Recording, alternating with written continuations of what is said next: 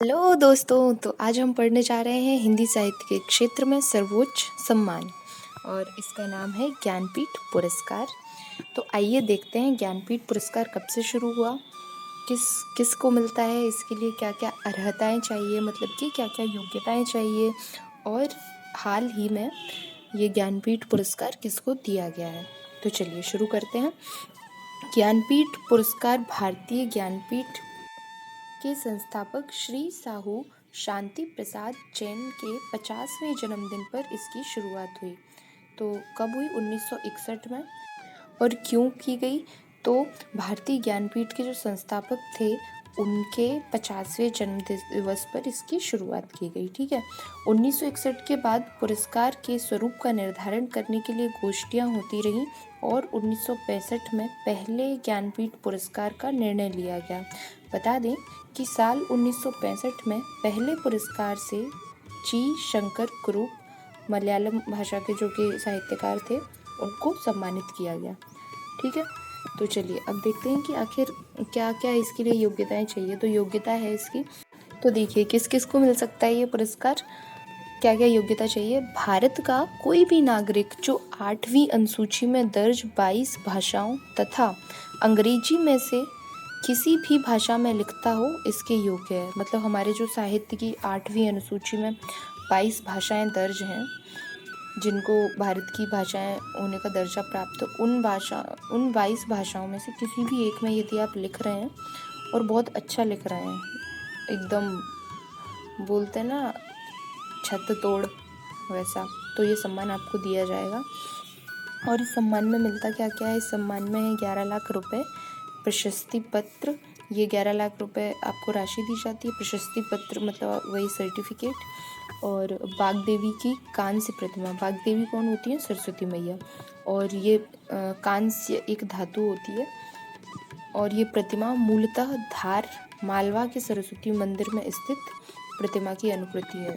मध्य प्रदेश के धार जिले में मालवा जो क्षेत्र है वहाँ एक सरस्वती माता का मंदिर है, उसकी मूर्ति की नकल करके इस मूर्ति को बनाया गया है। यानी कि इस ज्ञानपीठ पुरस्कार की जो शील्ड अपन बोल सकते हैं या जो भी आप बोलें उसको डिज़ाइन किया गया है। ठीक है। तो चलिए अब देखते हैं कि अब तक किस किस को मिल चुका है ये और 2023 में किसको मिला है ना। चलिए तो देखिए, सबसे पहले ज्ञानपीठ पुरस्कार मिलता है साहित्यकार सुमित्रानंदन पंत को उनकी रचना चिदंबरा के लिए, जो कि काव्य रचना है। और 1968 में ये पुरस्कार उनको दिया जाता है। इसके बाद बारी आती है रामधारी सिंह दिनकर। सन 1972 उनको मिलता है उर्वशी प्रबंध काव्य के लिए। उर्वशी प्रबंध काव्य सुन के एक लाइन याद आई कि मर्त्य मानव की विजय का तूर्य हूँ मैं, उर्वशी अपने समय का सूर्य हूँ मैं। ठीक है। इसके बाद आते हैं 1978 में अज्ञे कितनी नावों में कितनी बार, इनकी काव्य रचना है, उसके लिए इनको दिया गया ज्ञानपीठ पुरस्कार। अज्ञे बड़े ही भैया क्या बोलते हैं दार्शनिक कवि हैं और इन्होंने मनोविश्लेषणवाद को और क्या बोलते हैं मानववाद को दोनों को ही फॉलो किया है। तो साष्टांग दंडवत है भाई साहब अज्ञे को। उसके बाद आती हैं महादेवी वर्मा। 1982 इनको यामा के लिए मिलता है। ये भी इनकी काव्य रचना है। देखिए शुरू के चारों को काव्य वालों को मिला है। ठीक है। महादेवी वर्मा, इनको आधुनिक युग की मीराबाई भी कहा जाता है। और इनकी रचनाओं को जब हम पढ़ते हैं तो हमको बहुत सारा रहस्यवाद देखने को मिलता है। तो इनके दर्शन को रहस्यवाद कहा जाता है। और महादेवी वर्मा ने बहुत अच्छी अच्छी रचनाएं की हैं, बहुत अच्छी। ये क्या बोलते हैं, जैसे सुमित्रानंदन पंत एक छायावाद के एक स्तंभ है, उसी प्रकार महादेवी वर्मा भी एक स्तंभ है। ठीक है।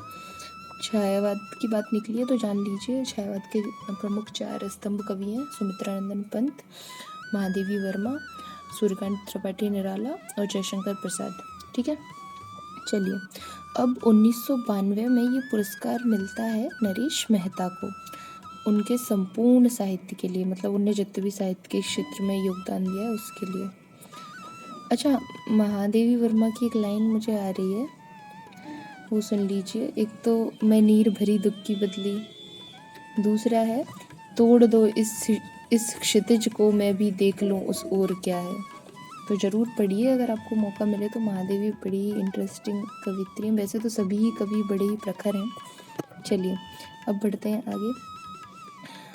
1999 में ये पुरस्कार मिलता है निर्मल वर्मा को उनके संपूर्ण साहित्य के लिए। तो निर्मल वर्मा का लंदन की एक रात और परिंदे बहुत फेमस है, कभी समय मिलेगा तो पढ़िएगा। इसके बाद 2005 में मिलता है ये कुंवर नारायण को उनके संपूर्ण साहित्य के लिए।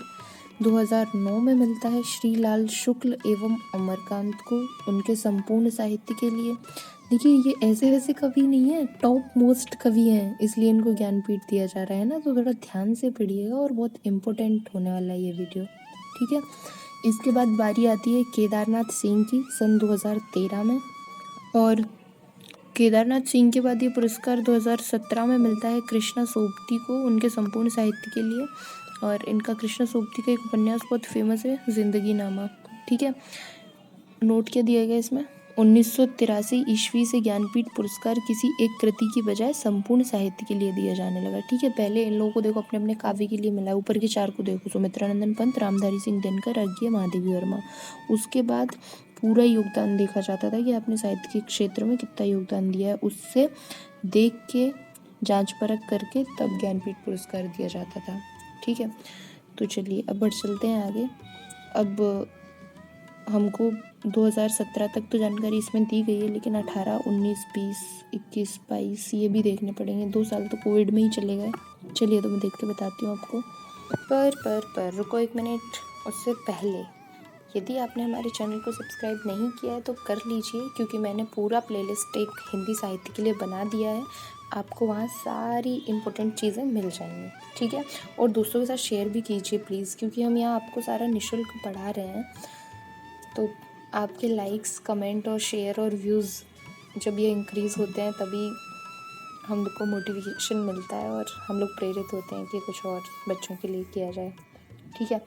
तो चलिए अब देखते हैं कि 18, 19, 20, 21, 22 में ये पुरस्कार किन किन को मिला। देखिए इसके बाद इम्पोर्टेंट तो नहीं है, क्योंकि हिंदी के क्षेत्र में किसी को नहीं मिला है कृष्ण सोबती के बाद, तो आपको केवल हिंदी के याद रखने हैं। लेकिन फिर भी अपनी जनरल नॉलेज के लिए आप देख लीजिए। 2018 का ज्ञानपीठ पुरस्कार अमिताभ घोष को मिला, जो कि अंग्रेजी साहित्य के लिए मिला। 2019 में अक्षितम, इनको मलयालम साहित्य के लिए मिला। 2020 का जो ज्ञानपीठ पुरस्कार है ये नीलमणि फूकन नाम के कोई व्यक्ति हैं, उनको मिला 2020 के लिए। फिर उसके बाद आते हैं दामोदर मौजो, जिनको 21, 22, 23 कुछ भी समझ लीजिए, मतलब 21 और 22 का पुरस्कार 2023 में आके मिला है, ठीक है। तो इनको भी हिंदी के लिए नहीं मिला है। तो चलिए इसी के साथ हम अपनी क्लास को यहीं समाप्त करते हैं। और प्लीज़ यार और थोड़ा अगर कोई नया टॉपिक चाहिए तो बता दीजिए, हम आपके लिए वीडियो जरूर बनाएंगे। थोड़ा तो आपका भी बनता है, ज़्यादा कुछ नहीं करना है, बस जो ज़रूरतमंद है उन तक इस वीडियो को पहुंचाना है, शेयर करना है और सब्सक्राइब करना है चैनल को और सपोर्ट करते रहिए, है ना। For watching the full video. मिलते हैं अगली वीडियो में एक नए टॉपिक के साथ। तब तक tata, bye bye, good luck for your exam.